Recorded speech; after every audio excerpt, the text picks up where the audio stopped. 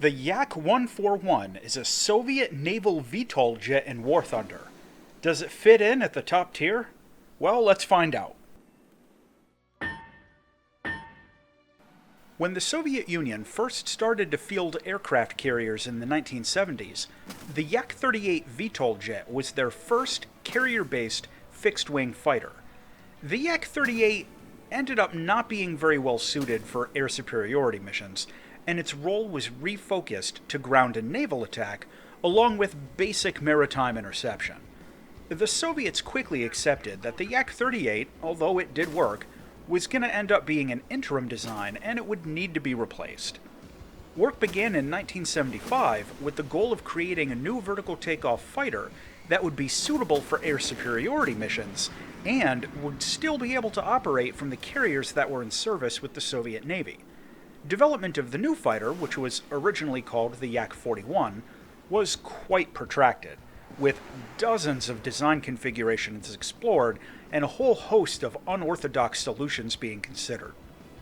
In the end, the new jet was both a logical development from the technology of the Yak-38, but also full of new innovations. It used a similar configuration with a main engine in the rear and a pair of lift jets behind the cockpit, but the main engine used one rotating nozzle that could accommodate an afterburner, along with a twin tail layout that's very uncommon on modern fighter aircraft. Only a small number of prototypes were built, like low single digits, with the first flight taking place in 1987.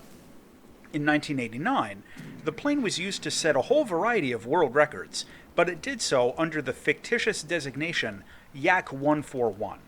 The jet was generally considered ready to go by late 1991, but geopolitical events sealed its fate and the project was cancelled just before the Soviet Union collapsed.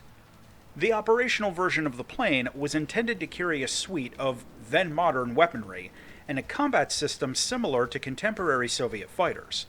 After the collapse of the Soviet Union, the plane began to be called the Yak-141 publicly, since that's what most people knew it as from all the world records, but ultimately it never entered regular military service. What we get in War Thunder is the Yak-141, a naval jet fighter in Rank 8 of the Soviet air tree at battle rating 12.0. The jet gets a full ballistics computer for its air-to-ground weapons, countermeasures, a radar warning receiver, and the N010 Zuk radar set, along with a helmet-mounted targeting system.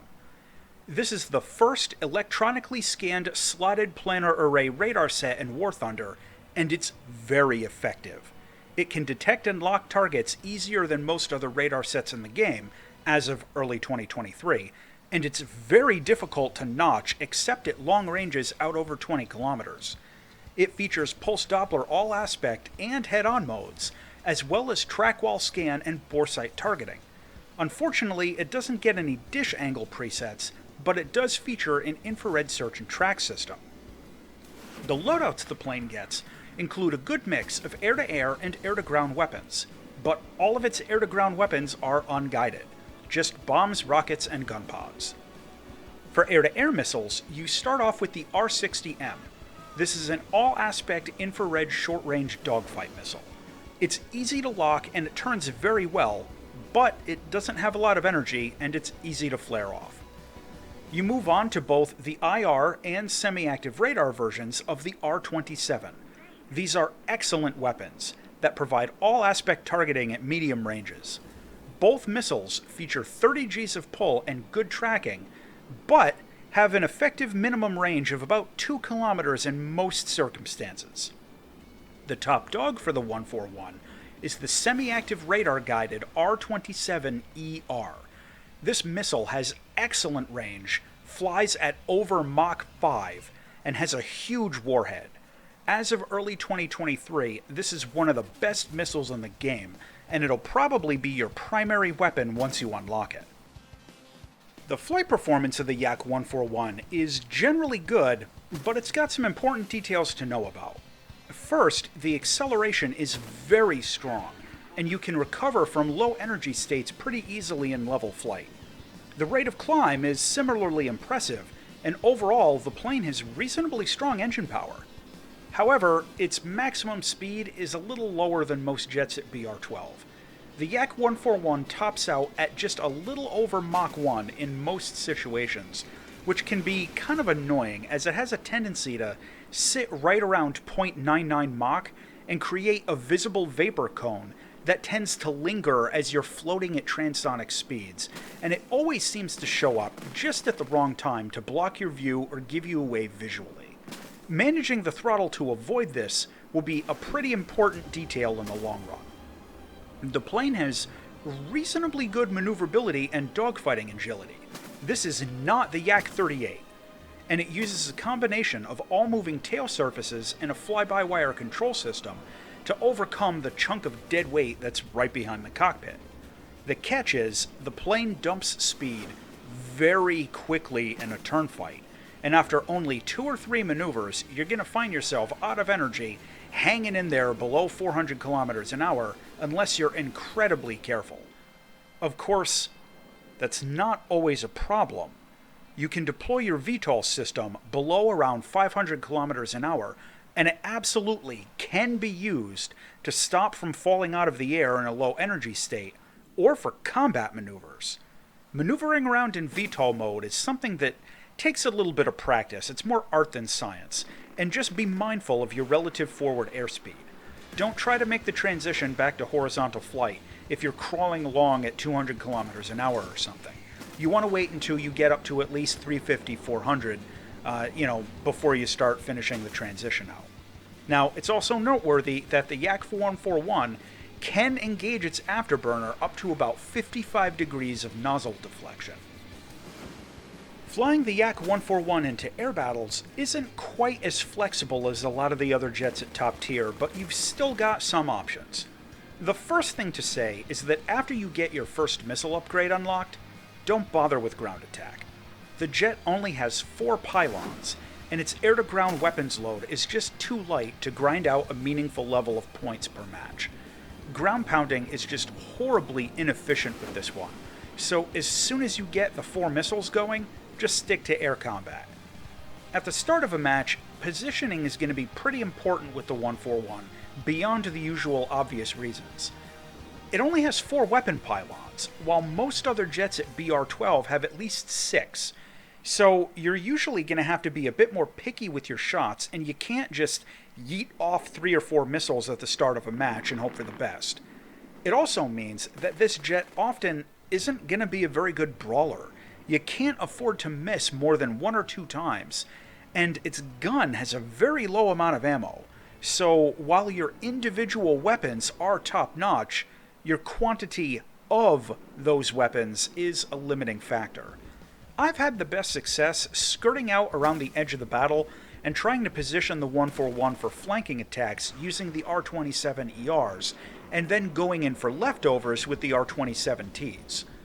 Now, another thing to keep in mind is the excellent radar system on this plane.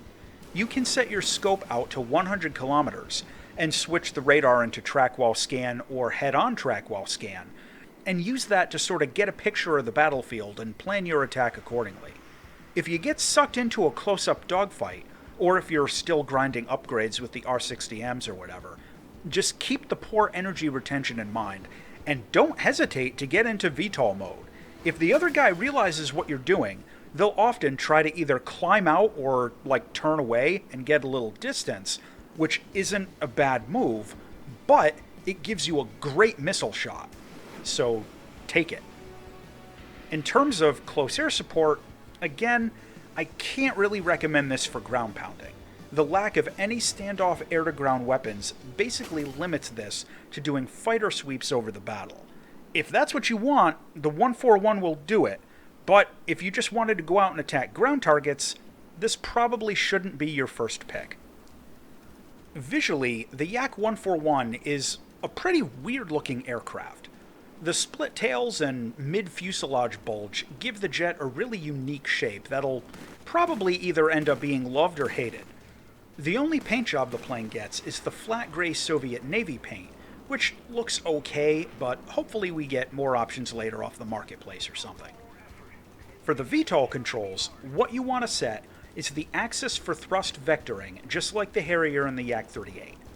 I use my mouse wheel for this, which ends up being pretty convenient. Now to take off, you just rotate your nozzle all the way forward and throttle up. That's simple. Once you get about 100 meters up off the ground, you can start rotating your nozzle back and start moving forward. Remember, the afterburner is going to kick in at around 55 degrees, which will give you some more forward momentum. After you hit around 400 kilometers an hour, you can safely nozzle back to zero and begin conventional flight. For vertical landings, the Yak-141 is much easier to land than the 38. Just approach the runway and get down to under 500 kilometers an hour with your nozzles rotated downwards. Even if they're not actually rotated downward yet, just have them set to be rotated down. This will engage the VTOL mode once you slow down a little, and you can drop your landing gear. From there, use a careful combination of pitch and roll to line up for landing and bleed off speed while managing the throttle. It's not hard, but it'll just take a little practice. If you want to make it easier, you can use your keybind to engage hover mode a little under 200 kilometers an hour, which will switch the throttle into relative controls, making it really simple to land, but really it's not too hard anyway. For a conventional landing, the Yak-141 actually gets a drag chute, which is pretty uncommon for a VTOL jet and for a naval jet, and it can deploy its gear and landing flaps just under 400 kilometers an hour. Now the cockpit for this plane is actually really nice. The visibility is pretty good and you sit up a bit in the cockpit, which I always like. The instruments are easy to read and the radar scope is pretty convenient, and you'll also get a useful heads-up display. Overall, good cockpit. I had a great time with this in VR. To close out on the Yak-141, this jet has an amazing radar set, along with infrared search and track. It accelerates well, it's got exceptionally strong air-to-air missiles, and it can do VTOL stuff. However, its max speed is a little slower than most other jets at the top tier. It has a low quantity of its good missiles. The gun runs out of ammo really fast, and it bleeds energy pretty bad in tight turns. The final verdict on the Yak-141 is that this jet is really fun to play, and the VTOL capability is an excellent gimmick. It's not going to redefine the meta or anything, and its low quantity of missiles kind of holds it back, but it's still pretty effective for what it is. As always, thanks for watching.